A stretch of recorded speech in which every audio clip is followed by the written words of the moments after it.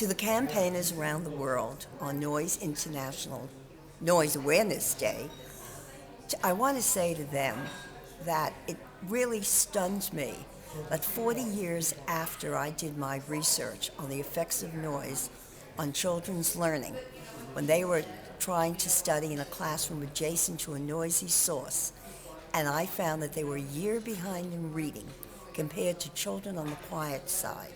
Nearly a year, and knowing that education is costly, that today in 2015, we still have children going to schools near noisy airports, near noisy highways, near noisy rails.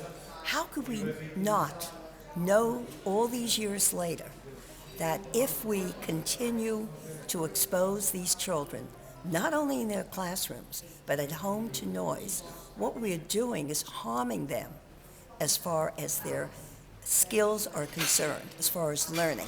Actually, children reared in a noisy home, can be slowed in terms of cognition and learning.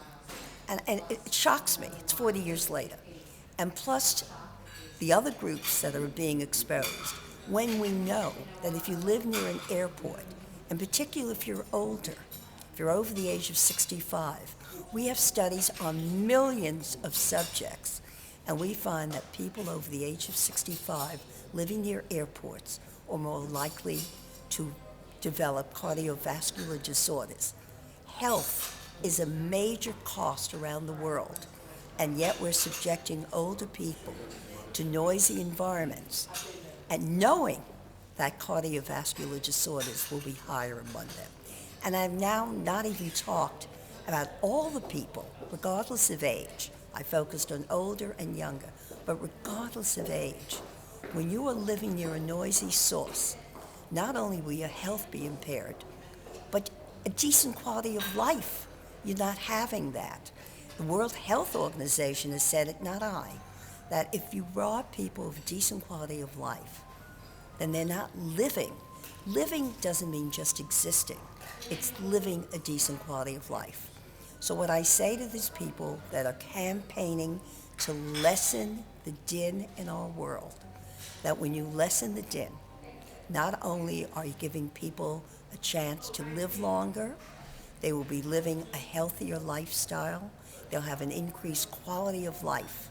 And to the children, our children whom we're exposing to all this noise, can we really afford to risk their ability to learn, making it more difficult for them, particularly when the cost of education is so high, but more important, their quality of life is being diminished.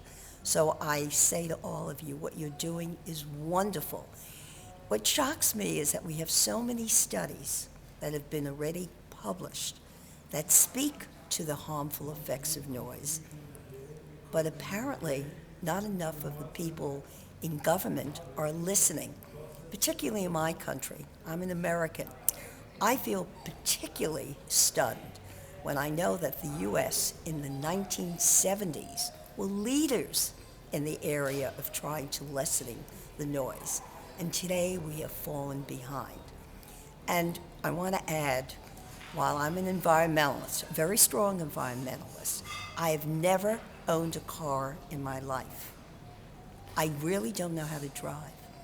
I depend on public transit. So I am, that's, I think, a very important contribution to make to the environment. And I know that wind turbines are a possible source of energy, but please, if you're considering a possible source of energy, make sure you don't do any harm. We don't only talk about noise in terms of how loud the noise is, but we also talk in terms of the tone. And the people who are living near wind turbines are speaking to that. They cannot sleep. They feel that the sound is making them, quotes, crazy, and they are really upset about it. I feel that we have enough studies in that area to say, let's look at this carefully. And when you come up with an alternative source of energy, check that you make no harm. And that's really, do no harm is a very important concept to live by. And so I congratulate all the people who are fighting to bring a decent quality of life. That's what lessening noise and lessening sound does. And I come from New York City. Yes, the ball drops on Times Square on New Year's Eve, and the sounds are wonderful as the people cheer on New Year's Eve. And the Macy's Day Parade, the children cheer on the characters in the parade. They're all wonderful sounds. But when the people of New York City come home to their homes, they expect some quiet. And while we should really lessen the din of the city in terms of traffic, in terms of our subways, in terms of aircraft, we still know that when we come home, we want it quieter. Yes, the sounds are terrific, but when it gets too much, it's not terrific. It's health impairing.